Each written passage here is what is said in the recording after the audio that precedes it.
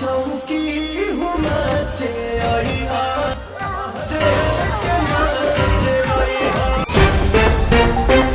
नमस्कार दोस्तों, आज पवन सिंह का बर्थडे था और सभी ने सोचा था कि बर्थडे बहुत अच्छे से खत्म हो जाएगा, पर ऐसा हुआ नहीं। जी हाँ दोस्तों, भोजपुरी के किंग कहे जाने वाले पावर स्टार पवन सिंह के बर्थडे में हो गई लड़कियों के बीच मारपीट।